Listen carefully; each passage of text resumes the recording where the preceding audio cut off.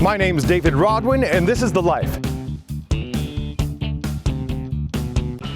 So I just got out of the ocean, which I proceeded with a 50-minute run all the way to Santa Monica Pier and back, and I am feeling energized. But before that, I was feeling really freaking freaked out because it's been a freak out day. It started when I heard yelling outside of my window, but that's normal because I live on a stretch in Venice that is right next to the boardwalk, and there's always yelling and fighting right outside of my window. But then I heard screaming inside of my apartment, and that was not as common. So why was there screaming? It turns out our internet was shut off today. Not because we weren't paying the bills, but because, well, apparently Time Warner is accusing us of pirating. Pirating? Me? Never! But they still turned off our Wi-Fi. Really? And having no internet working is this bohemian equivalent of having no firewood in the 19th century in Paris. It's like, that's what you live on, that's what keeps you warm, that's what makes it possible for you to do anything all day long. So I wake up and there's no internet, but that's okay because I have a task at hand. And the task is to complete a revision on a very important script because last night at almost midnight, I got word that a very important person could actually be interested in reading it as soon as possible. And suddenly the script that I'm feeling really strong about, I begin to worry about in every capacity because even though it's really solid, there are things it's still fresh and it's still new, and some people have given me notes and like, those were good ideas and I haven't had time to implement them, so I stayed up until 2 in the morning implementing them, and then I just crashed, and then I woke up again and I kept on working on it, and I think it's better, but there's still parts that I know aren't perfect and I don't want to let it out of my hands. But finally at around 2 in the afternoon I sent it off because we finally got Wi-Fi again. And it was only at that point that I was able to pause and stop and look around and see what the hell is going on with my life. Because the last few weeks have been a mad dash. Frankly, almost to that very moment, I was waiting for that email to be sent, and then I could stop and look around. And you know what I saw when I looked around?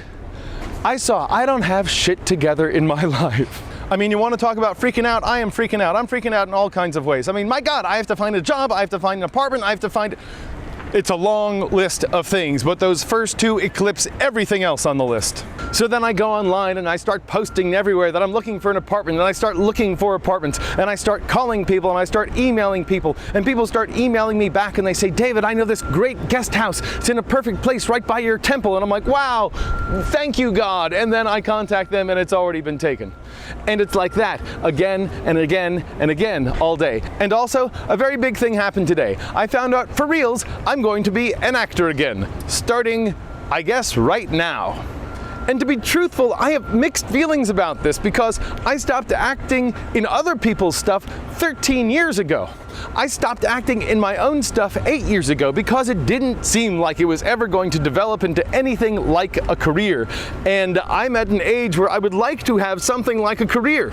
And while I'm excited about the role and I'm excited about the piece, I am not excited about going back to 99-seat black box Los Angeles theater for almost no pay. It doesn't feel like progression because when I was 22 years old, I went off to Seattle and I was writing musicals in 99-seat black boxes, and I was having other people perform them. And so I'm wondering whether or not I should be making that commitment at all, but I know it's a good project and I know new possibilities can come out of it, and I know I need to shake things up, but everything else is so unsettled that it leaves me just feeling like I don't know where the ground is. And last night I was telling a friend that ever since my fast, I've been experiencing a kind of joy that is difficult to describe and certainly impossible to explain because my circumstances do not account for the feelings that I have. And this morning, my feelings and my circumstances looked each other in the eye and they said, ah!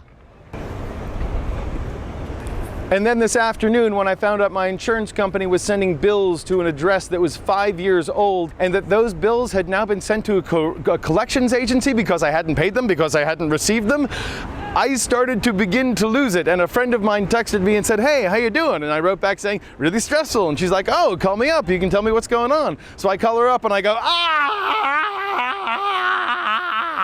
And then I say, I really need to go for a run.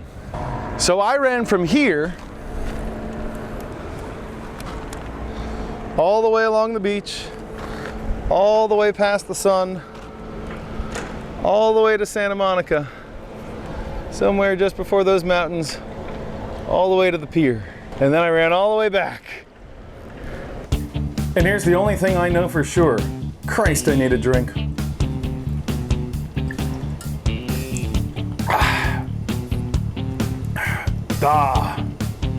My name's David Rodwin, and this is The Life. And you know what I learned from all that? I learned that with a little bit of sticky salt water and a twisted up bit of chest hair, you can actually make this microphone stick to almost anything.